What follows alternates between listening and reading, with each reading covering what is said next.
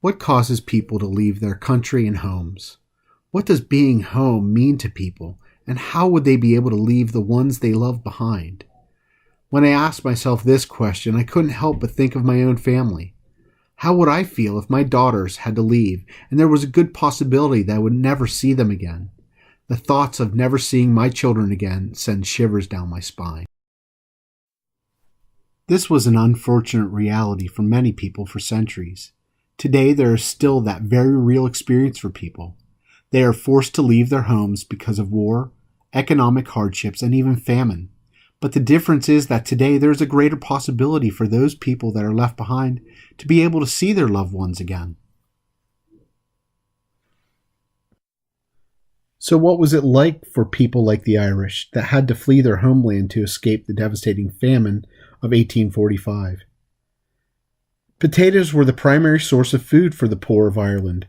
The famine in Ireland was caused by a blight that destroyed the potato crop. The Irish family was torn apart. Young people were being sent to the United States to escape starvation.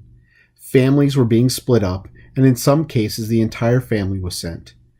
Before the Great Famine of 1845, the population of Ireland was about 8.4 million, and because of the famine, the population dropped to about 4 million people. Today, there are about 55 million people worldwide that claim to have Irish ancestry.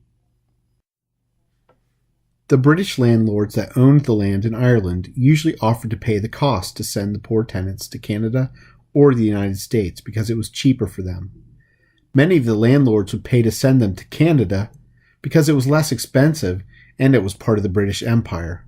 The price to send a person to the United States was about £4 sterling, and it was only £2 sterling to go to Canada. To get to North America, the Irish suffered greatly. They were packed on small ships, and many died on the journey. So many Irish died on these ships that they began to call them coffin ships. When many of them landed in Canada, they tried by whatever means possible to make their way to the United States because they wanted to be out from under the tyranny of British rule.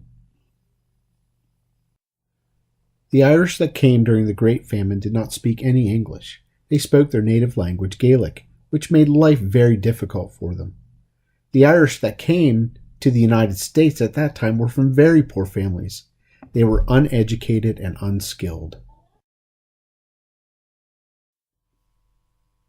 The Irish would take any job available, and usually they were jobs that no one else wanted. To the Irish immigrants, the very low wages of $1 a day was a significant increase to the meager earnings of 8 cents a day they were receiving when they lived in Ireland. The Irish were constantly discriminated against. If it was not because of them taking the jobs of Americans, then it was from them being Catholic. In many businesses' windows, there were signs that said, "No Irish need apply." They were stereotyped as being drunken brawlers that were unintelligent. They were given very poor conditions to live in. Entire families would live in one small room in a large house with no running water or sanitation. When the Irish arrived, they had many adversities that they had to overcome. But one of the most enduring legacies of the Irish was their sheer determination. The Irish worked hard to make their way in a society that rejected them at every turn. The Irish began to rise in social rankings, and because there were so many of them, they were able to elect their own to public office and have a voice in the government. The turning point for the Irish in the United States was their willingness to join the military and fight for the North during the Civil War. This began to change the attitudes that most people had toward the Irish. The Irish made their home wherever they landed. Even though they suffered hardship, they were able to make their home in the United States. They stuck together as a group. At the same time, they began to love the country that became their home. Home is what they made of the situation, and they not only survived, they prospered. Even though they left all of the ones they loved behind, they were able to build a new future for themselves and their future generations.